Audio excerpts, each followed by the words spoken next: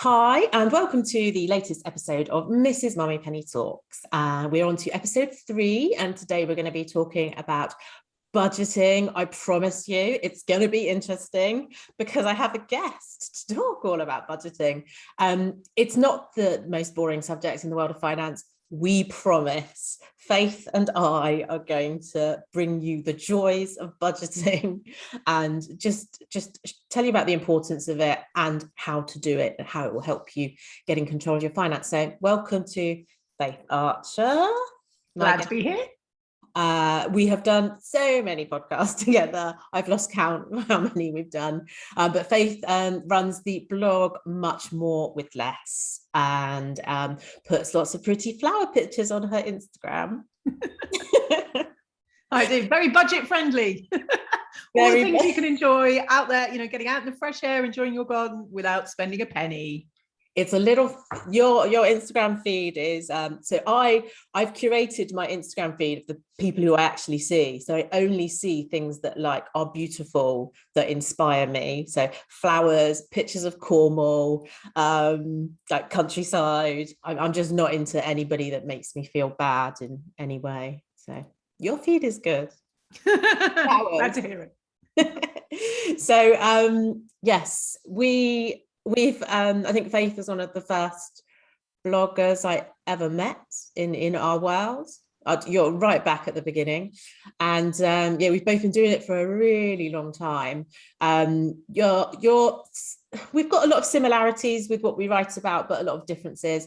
I think your audience is maybe a little bit older than mine, and you are a absolute specialist, I would say, on investment and pensions, but also on that day-to-day stuff. You've got a really good mind for money for today and also money for the future.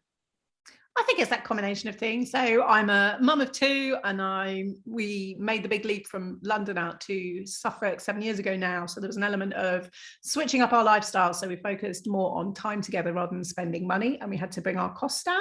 But then also my background is as a personal finance journalist. And so I bring all the things that I learned about more hardcore topics of pensions, investments and tax from writing about it for probably it's about 16 years now. It's getting on a while. Wow. But so my blog has been around for 9 years now. How are you? About the same? Yeah. Same for blogging. Yeah, pretty long time to have a website for. We've got so much content on our websites now after 9 years of writing. I went through a big cull last year and I deleted a load of stuff because it was all the crud I'd written at the beginning, and I'm a much better writer now. That's a good approach to budgeting as well, to actually go back and look at what you have accumulated, maybe costs and expenditures you've accumulated that you don't want to keep doing. Yeah. So why do we need to budget? Well, that is the question. Well, I think unless you've had a massive lottery win, then most of us don't have unlimited money. And if you want to make the most of it, if you've got plans for, holidays and houses and retirement, then it's a good idea to make every penny count. Yeah, because I think we've all got something. If we really think about it, we've all got something that we'd like to plan for in the future, and it varies depending on where you are in your life. But yeah, it might be a holiday of a lifetime when you're older. It might be a house when you're in your 20s. But it's always something to plan for, and having a budget. And I'm not a strict budgeter, but I know what money I should be spending on a monthly basis. So I do have a spreadsheet I've created with a budget, and I do check on how much I don't strictly check. I sort of keep a rough sort of ongoing view of where I am versus my budget. But then I know, ultimately your budget is your expenditure versus your income, and you always need your income to be more than your expenditure. And that difference is what you can put towards those things you're saving for, right? It's sort of as simple as that. But the actual process, I think, of creating a budget scares the absolute bejesus out of, is that word, bejesus? I can't believe I used that word. It scares people because they think it's complicated and it's hassle and it's going to take them hours to create it, but it's not that scary, is it? It doesn't have to be that scary. It doesn't have to take that much time, but it is worth investing some time and effort into it. I maybe think of it less as a negative thing, but this is something really positive you can do to achieve your aims, whatever they might be. Yeah, no, absolutely. So, right, back to basics with budgeting then. So I've got a strategy of how I would come up with my budget, and we'll see how it compares to yours. I think we're probably one and the same, because we've actually created quite a lot of content about our budgeting and our spending diaries over the past 2 years. So I think it's a great idea, before you even tackle the budget, is to keep a spending diary for a little bit of time, maybe for like a couple of weeks or a month, to get a handle on the reality of what you're spending, because there's no point at all creating a budget based on made up numbers that are nothing like the reality of what you're spending. So what is a spending diary? How do you keep it? So it's sort of up to you, isn't it? You can write it down in a notebook. You can keep Excel spreadsheet. You can use apps as well. So my favorite apps to keep track, so an app where you can consolidate all the cards and accounts you use into the same place. Emma is a pretty good app. Money Dashboard is a pretty good app as well. You might have more recommendations, but that's just the core place to start, is keep a track of all your spending for a period of time, and then sort of do a little analysis of that, say after a month, and work out what the reality is. I think if you're trying to work out where your money goes for the very first time, I really would recommend the kind of the spreadsheet or the notebook approach, because having to, in some way write down, type in every single thing you spend makes it come home to you much more. I do love the apps, but I think for me, it's more of an ongoing thing, because it's quite easy to kind of skate over the top and just, quickly scroll through a list of purchases or look at some of the totals. So I think the spreadsheet or the pen and paper approach is a good one.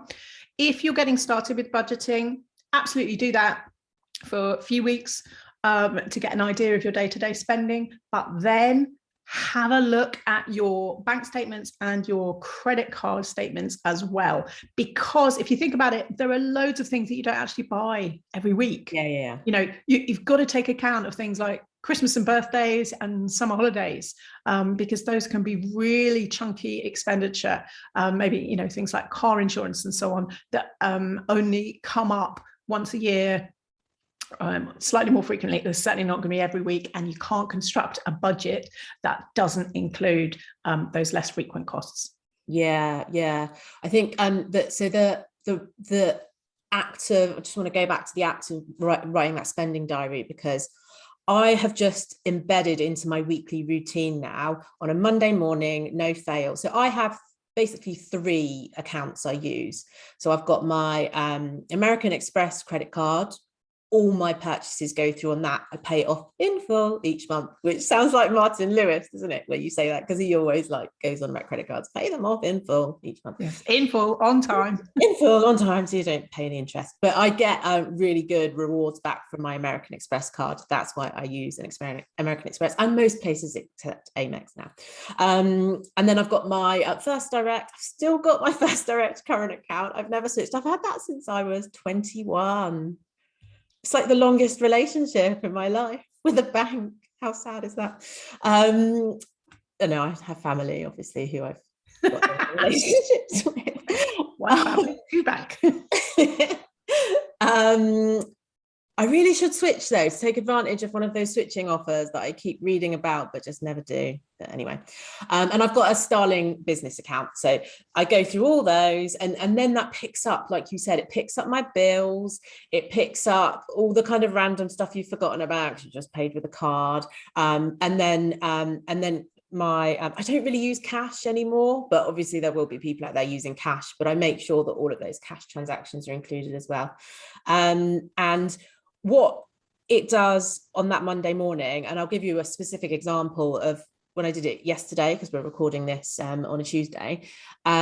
I went out with my friend in London on Saturday, and it was a planned trip. I knew I'd be like spending money. So I worked out how much I spent, and that was fine. That was 240 quid. I knew I know. I bought this dress though, which is a really nice dress. And this was quite a lot for a dress, but I do really like it.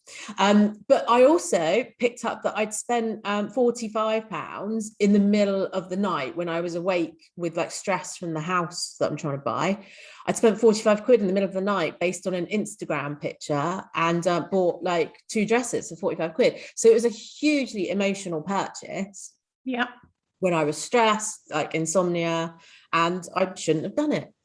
But it's just that realization of, oh yeah, so last week, and when I also look at my spending, I categorize it all into how much is groceries, how much is eating out, how much is to do with the children, how much is that fun money, how much is clothes. So I've got this whole sort of categorization of my spending. But it's so important to notice those emotional spending moments, and accepting it happened and recognizing why it happened and sort of moving on and learning, isn't it?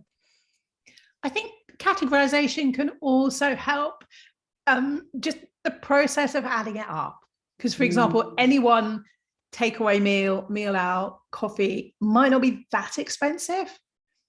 But then if you add it up over a week or a month, you start going, whoa, that is actually quite a lot of money. And maybe I could have cooked, maybe I could have got a ready meal, maybe we have the concept of the emergency pizza at the back of the freezer for those nights when you just can't face cooking.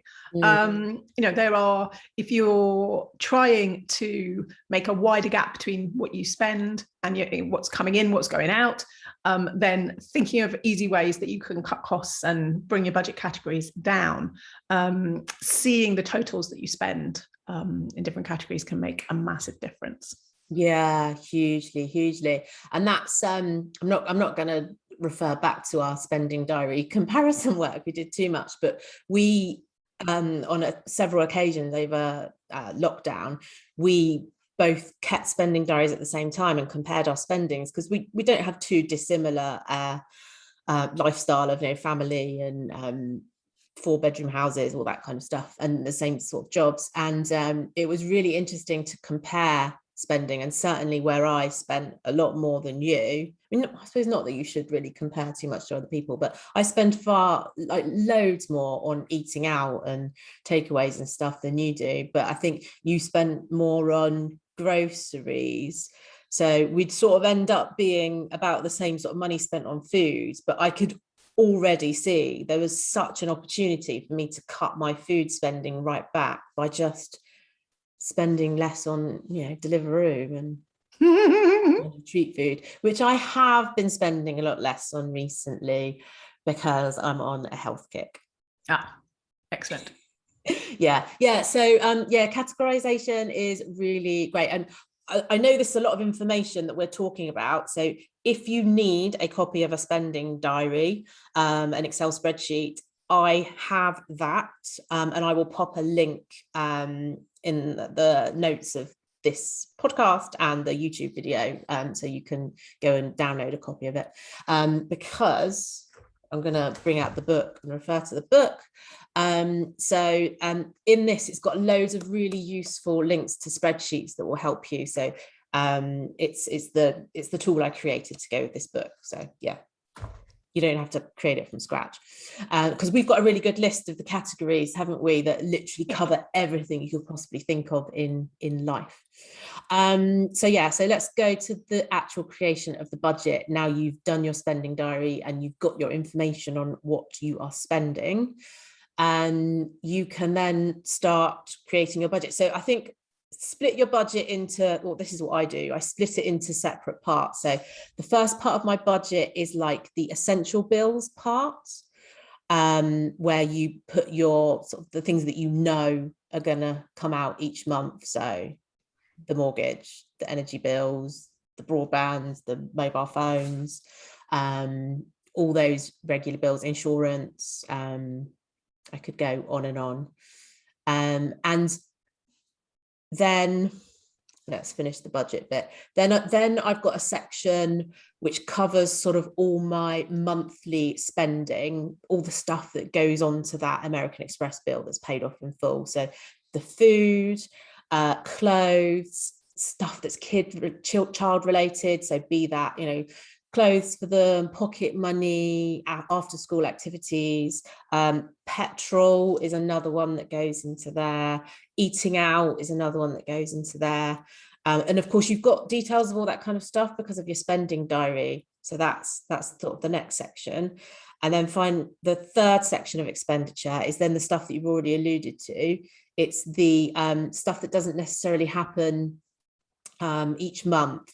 So it's stuff that might happen every couple of months, every quarter, or once a year, or things that you need to be saving up for. So for me, that includes things like haircuts, dentist, vet's bills, saving for Christmas, savings for birthdays, holidays. Yeah, so those are my sort of 3 sections of my budget. I don't know if you do the same or if you've got a different approach. I think it's really important, as you suggested, to make a differentiation between essential spending and the kind of nice to have, because you absolutely have to focus first on the kind of expenditure that's going to keep a roof over your head and food on the table, the kind of priority bills, council tax, gas, electricity, water, where you can get into real trouble if you don't pay them. And I put food and transport, if it's needed to get to work, would fall in that category. Also include minimum debt repayments in there. Yeah. So there's certain things that you minimum debt repayments on priority debts, certain things that you really have to pay. And once you can compare that, you've got the income coming in on one side, you've got your essential bills coming out on the other, and that's where you can see what the gap is. And that's where the dress purchases are going to come from, but also any saving if you've got the spare money to do that. So it's being quite looking at your expenditure and trying to be honest, what is really essential and what is nice to have. And there might be things that feels like a slightly grey area, say gym membership. That might be something that is really, really important to your physical and mental health. And that might be the kind of thing that you discover that you have got space in your budget for that. But it might also be the kind of thing that if you need to save a lot of money fast, or you need to pay off debt, you might need to put that kind of thing on pause, because it's not, or find a less expensive alternative. Yeah. So I think, so once you've got it's almost like you've got one column with what you are actually spending in all those different categories. And again, with the budget template, I've got a link to a really good budget template that you can download. All links will be below. So I've done that, at least hard work for you. But yes, you've got your actual spend, and this is my accountantness coming out now. And then you've got your your predicted spend, what you would like your spend to be on those categories. So with your essential costs, there may well be potential to save money on them, because let's say your mortgage is on a fixed term and it's due up for renewal. So have a conversation with your mortgage company or mortgage broker, and you might be able to switch to a lower interest rate and save some money that way.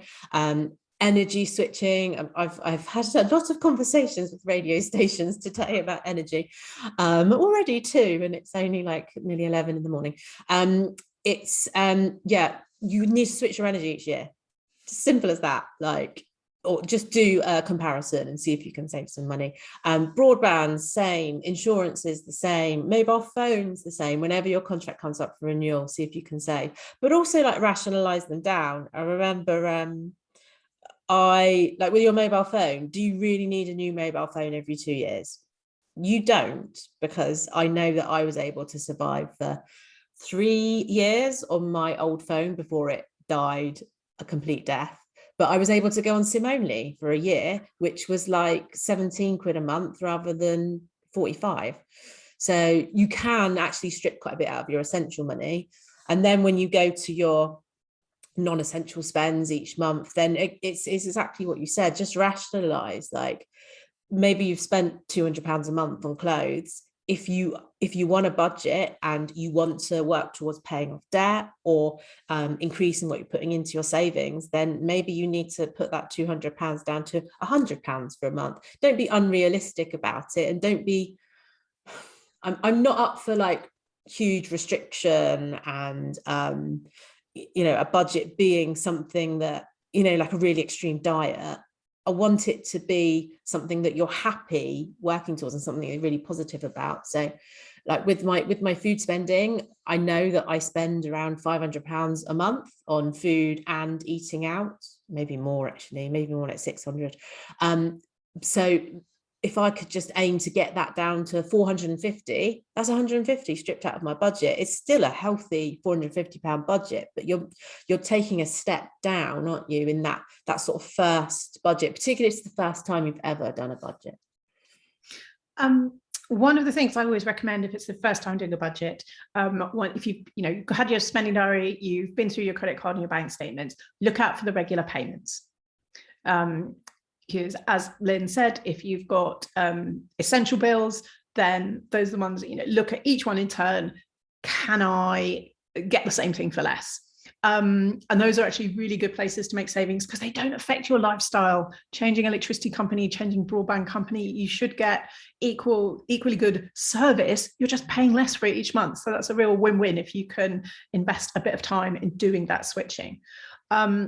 But then the next category you're looking for is, are there regular payments that actually you don't need or want anymore? Yeah. So look out for direct debits, standing orders, and also there's sneaky ones that are regular payments from credit cards, so they don't turn up in that list of direct debits or standing orders. So really look at card statements as well, because those are the kind of things where you discover, oh my God, I've been paying for mobile phone insurance and I haven't even got that handset anymore. Or there's a magazine you don't read, or I don't know about you, I signed up for loads of stuff during lockdown. The second lockdown, I was so fed up beginning of this year, and now I'm looking at it and thinking, you know what, we signed up for a few different tele streaming services. I'm not convinced that we use all of them all the time, and that's a really good example of something where you can think, you know what, I think the kids are going to watch a lot of Disney Plus this month, so we'll keep that one, but we'll drop out of the other ones because they're not on a contract, and we can always go straight back in later on in the year if we're going to be spending more time that way.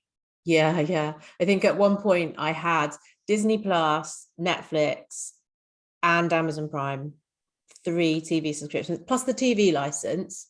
That's like probably near on 40 quid I would have been paying for it. Was just, and in like January and February when we were in the depths of depression and it was just awful, then they were like, that wasn't essential.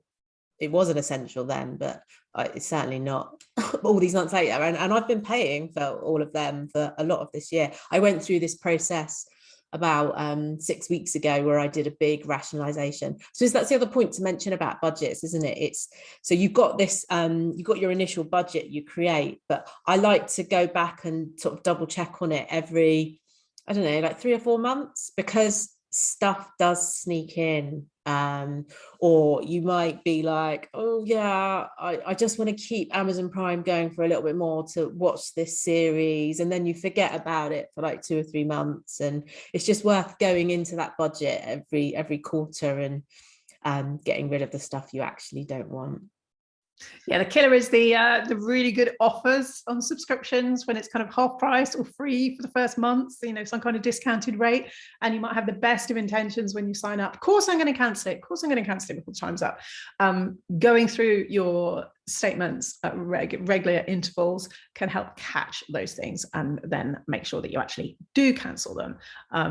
It's like trying to run a bath where you haven't put the plug in. These things will really sap your bank balance. And then so then the sort of the final section of my budget, which is all those random things that hit you.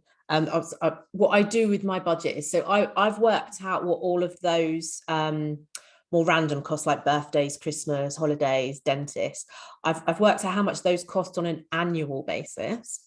And then, so say that comes to £5,000. Oh, that also includes like kids, the trips at school and God, yeah, holidays and stuff that hopefully come back.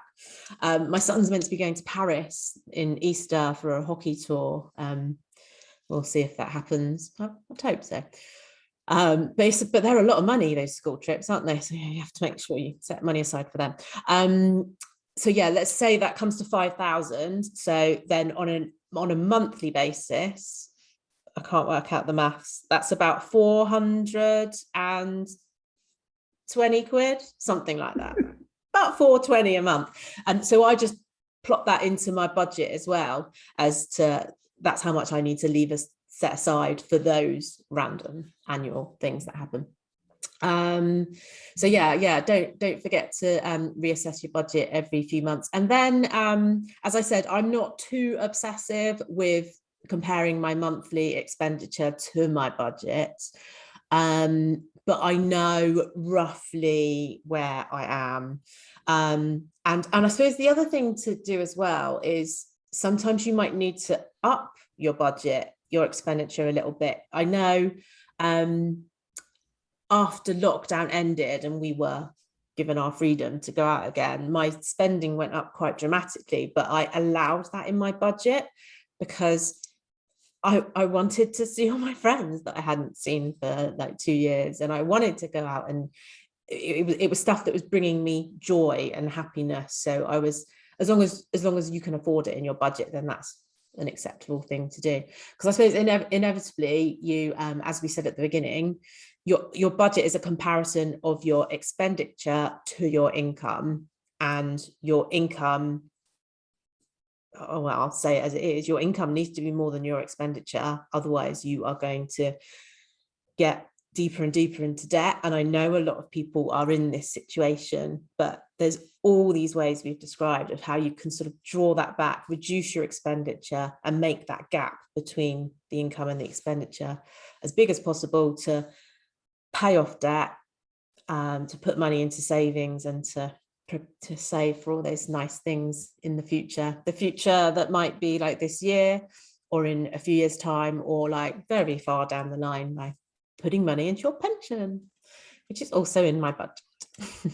I think for me, the whole process of budgeting is trying to make spending something conscious. So that you know what you're spending and why you're spending it, rather than thinking, oh my God, where's the money gone? There's this black hole and everything's disappeared and I've just got debt instead. And so your budget can be a tool.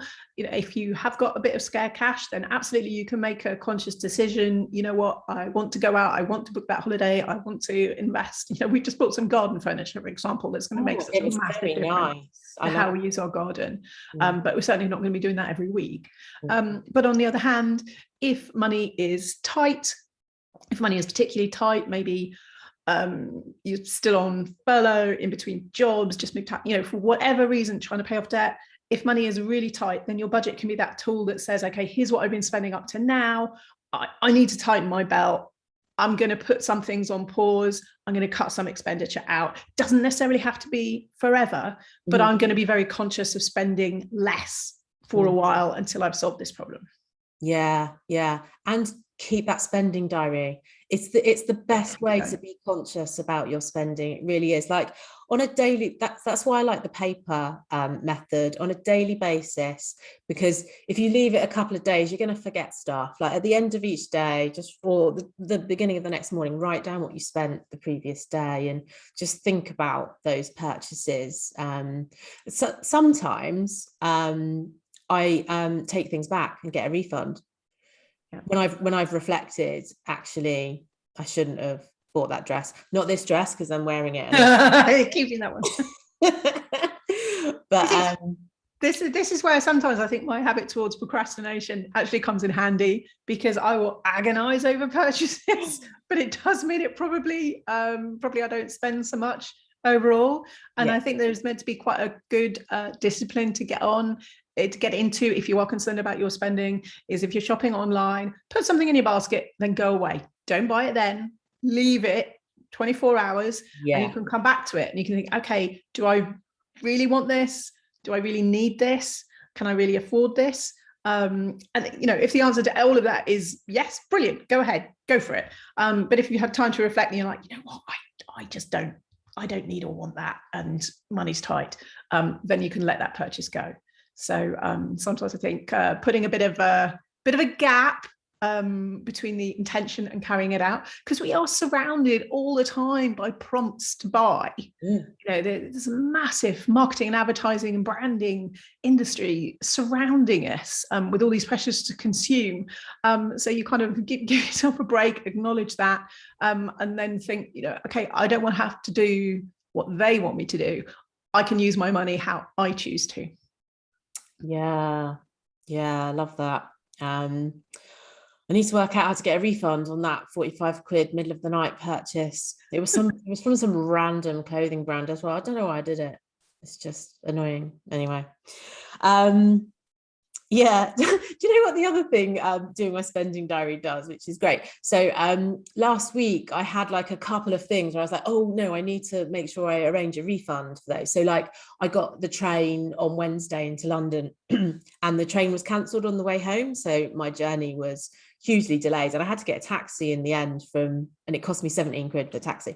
So but doing my spending diary prompted me to then send that email to Thameslink and make that complaint, and they're now going to like give me the money back for the taxi. So it's just that conscious prompting me of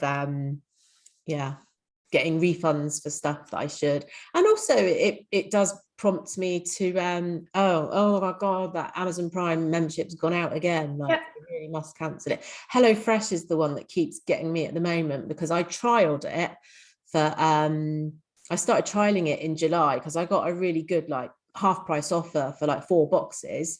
So I kept it going for 4 boxes. Then they kept messing up because it's not a great box service, right? I really do not recommend it because they miss items. And if you're missing an item for a recipe, then the food's not going to taste. Anyway, so they keep giving me refunds to make up for the items missing. So then I keep having to get another box to redeem the refund. And then it's become a habit to get this HelloFresh box every couple of weeks. And I want to take advantage of the refunds, but I want to cancel it as well. So, but it keeps catching me out like, oh, a box has appeared again. And I mean, it's just I just need to cancel it, I suppose, and just get. I think so. I think there might be a bit of an example of a sunk cost fallacy. You've got the discount, so you haven't cancelled it. Yeah. And then you keep getting a product that it may be discounted, but you're still paying for it, and it's not exactly what you want. Yeah. And so you might want to kind of reflect: is now the time just to say, right, that's it, draw a line, cancel it. Say goodbye to the possible discount that you would have got, and use your money elsewhere for something that you really want to get. Yeah. My flowers behind me are I had 2 lots at £12.50. Half is Freddie's flowers. They are really beautiful flowers. Like they look good, but full price is 25 quid for a bunch of flowers. Now, I love flowers, but do I really want to be spending 25 quid every 2 weeks on a bouquet of flowers? Oh, I don't know. I'm so torn with it because it brings me like a lot of joy. Well, that's the thing. If it does bring you joy, brilliant. Just think, is there something else that you could do with that 25 quid that would bring you more joy? Yeah. That's the trade-off. What else could you do with that money? Yeah. What could you make happen if that 25 quid was either spent on something else or went into a pension, you got a boost from tax relief? It meant you could either retire with a larger income or retire that bit earlier. Yeah. How much for a holiday could it bring you? If you added it up over the months. Yeah, you're right. I'm gonna cancel that one. But you don't have to. It's just making that trade-off. Yeah. So that you're consciously thinking, you know what, I love the flowers enough, I'm gonna keep going with it, or I love flowers, but I can get them a less expensive way, or actually there's something that's more important to me. Yeah. And I think that we've referenced it a few times, but it's really important to think about what you're spending your money on does give you joy. It does make you happy. If it leaves you feeling guilty, worried, stressed, and it's a non-essential purchase, then you probably shouldn't be spending that money. So I think that's a really, really important consideration, especially when you're paying off debt. And like, let's face facts, like a huge proportion of this population, you might know the stat better than me, I'm gonna guess that 50% of the population of the UK has consumer debt that they're paying off, like credit card debt, probably more. So yeah, we can all do a little bit of cutting back and just thinking about what brings us joy. Is it Marie Kondo? She's the like tidying person. She's all about only have stuff that surrounding you that brings you joy. I mean, that's decluttering, so it's a different kind of mentality, but it's still like the same kind of thoughts and feelings, isn't it, about the sort of mindset side of spending. I think on the mindset side of spending, it's just realizing that spending money isn't necessarily spending money won't change your life. You'll just be you, but with more dresses and flowers. So work out what does actually make you happy, and maybe it is flowers, but maybe you could grow your own, or maybe what you'd really enjoy is being creative and making some of your own clothes.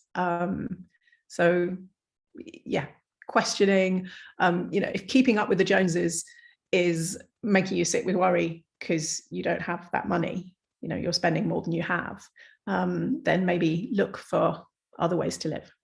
Yeah.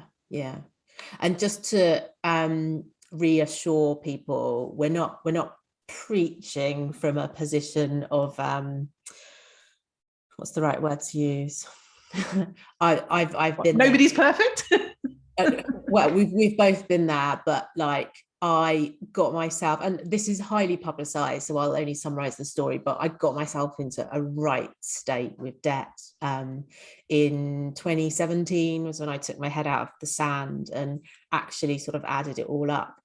I was self-employed with Mrs Mummypenny by then, and I was living a life I could not afford. I was absolutely keeping up with the Joneses, and it was 16 grand worth of debt, and we were friends then, and Faith was a huge help in sort of going through that budgeting process with me and sort of supporting me along the debt repayment journey. Literally, like, I think I would send you a message saying, Faith, should I pay off £2,000 of my debt this month? I've got a little bit in savings. What should I do? Should I pay off my debt or not? You were just that voice of reason, that non-judgmental, I always say this, voice of reason that helped me out. So if you are in a difficult state with money, don't be afraid to talk about it.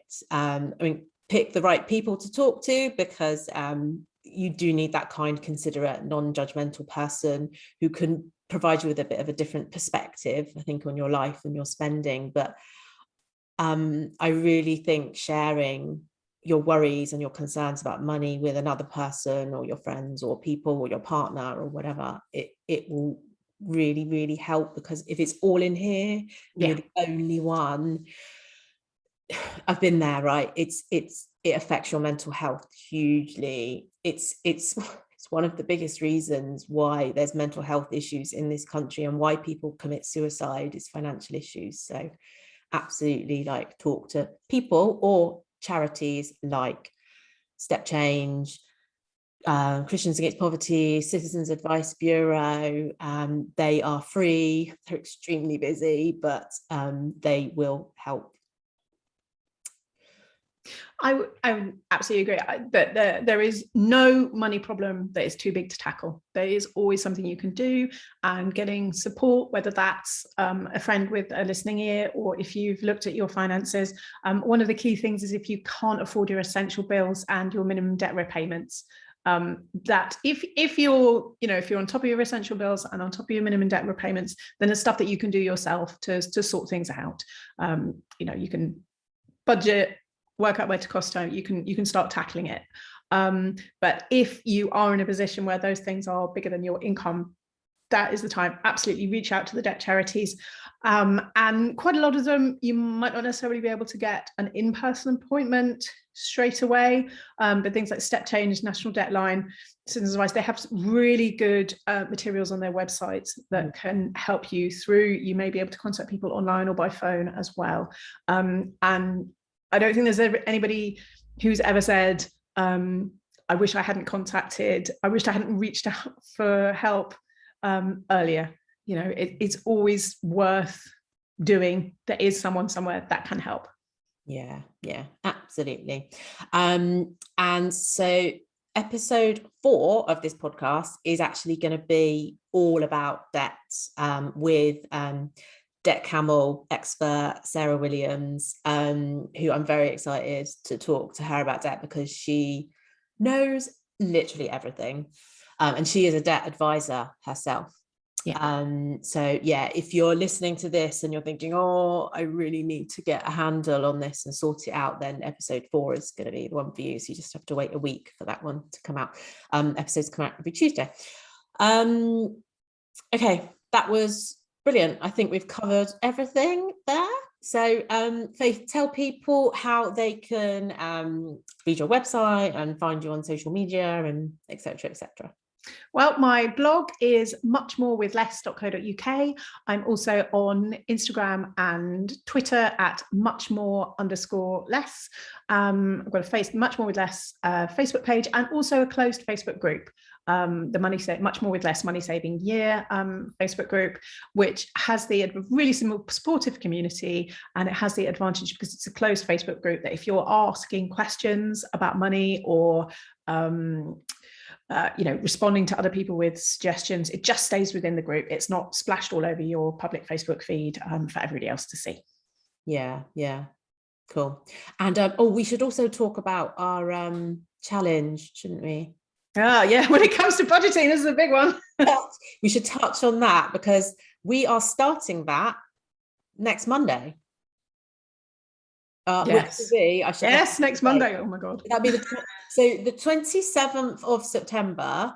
So this podcast will come out. On the 28th of September. We will already have started. We will already have started our challenge. So we both work with Pension Bee and have done for many years, and we've agreed to do a challenge sort of in collaboration with them, because it's to do with pensions. So we are going to live off of the state pension for a week, which means it's 179 quid, isn't it? 180? It's on my to-do list to check. It's about 180 quid. If I'm going to make a budget for living on the state pension, I need to know what's coming in. But it's important to say some of our assumptions. So we are going to assume that we don't have children. Assume we have children, but they are self-supporting. We are not financing them anymore by the time we hit state pension age. Yes. But we are also going to assume that we have paid off our mortgage, which is actually, I don't think at the moment, my mortgage goes on till I'm 70. So I need to do something I am doing something to amend that. I'm moving house and saving 100 grand off my mortgage. So we're going to assume that mortgage isn't in there, but it will have to include energy, water, council tax, food, as in essential food, other essential bills, broadband, telly, mobile. What do you say? I think what will be interesting to see is how much we actually have left after paying for essential bills and basic food. Because I think this is when we're talking about what a difference why you would budget, and it's so that you can think about what a difference you can make with your money. So I think for me, one of the things that I am really reviewing at the moment is how much money do I need to retire? And when can I retire? Because ideally I don't want to be working flat out until I'm 67. So trying to live on the state pension, getting a sense of what's actually affordable on the limited money of the state pension, that to me is a major incentive to think about using my money to make a difference, to having a more comfortable retirement. What can I add in future to the state pension that will hopefully make retirement more possible and more enjoyable? Yeah. I've done some rough calculations. I think I'll be left with about 70 or 80 quid. But that also a day. 70, 80 quid for a week. And that has to include food. So that's just my essential bills paid. So Okay. I'm doing nothing that week. Actually, I do have a work thing I've got to do on the Saturday. So I'm gonna have to like get the train, but it is on a Saturday, so that'll only cost me 7 quid. Okay. And you know, if you were on the state pension, you would be entitled to a senior rail card. So I don't know. Hey, should you be using free bus travel? Oh, yeah. I like to walk, but maybe like, well, no, when I'm like 70, I'll still be walking everywhere. Don't be ridiculous. Yeah, it's a huge challenge. It really is. But yeah, I'm really looking forward to it. Yeah, well, I have a nasty feeling because, you know, I have a nasty feeling that we're not going to be able to afford to live in this house. If I was just on the state pension, you've got fairly hefty council tax bills, and the heating is fairly crazy for an old house. So I am bracing myself for how it's going to turn out. Yeah, I don't think you're going to be able to afford it, actually. Yeah, well, yeah, we'll have to run the numbers, see where it comes out. That could be an incentive to say, right, well, you know, do I want to stay living where I'm living? Can I actually afford that in retirement, or do I want to do as you were doing, and moving house to cut costs? Yeah, God, it could actually be quite life-changing, this experiment. Maybe because I'm also doing now I'm just rambling, but I'm doing a 28-day alcohol-free challenge, which I know. Yes. But so yeah, 1 year no beer, even though I don't drink beer, approached me and asked me, did I want to do either a 28, a 90-day, or a 365-day challenge? Obviously, I went for the 28-day. It was really difficult to work out the sort of best time to do it, because I have to think about all the sort of social things I'm doing over the next month. And like, I've got a wedding, like, how can I cope at a wedding without drinking? And I'm seeing some friends who are quite heavy drinker friends. So should I just not go to those? It really does make you think about quite a lot of bigger things, like, oh, am I friends with the right people if they're like really heavy drinkers? And but also, like, I'm going to save so much money not drinking alcohol for a month. And I'm going to generate a lot of time, because I won't have, you know, the day after you've been drinking, where you get like the anxiety and the fear and the not feeling great. Sounds like it's going to be a revelation. So yeah, so it's a month of challenges: state pension challenge and no alcohol challenge. Anyway. Yeah, I see. Well, probably quite good timing to have one overlapping the other. Yeah. Yeah, no, so I mean, that was brilliant. I think we talked about budgets in a very fun and interesting manner. I hope everybody agrees. Maybe send me some feedback. But yeah, thanks both for the chat, and I will see everybody else next week when we talk about debt, and I will speak to you again very soon. Okay, thank you, everybody. Look forward to that one. Bye.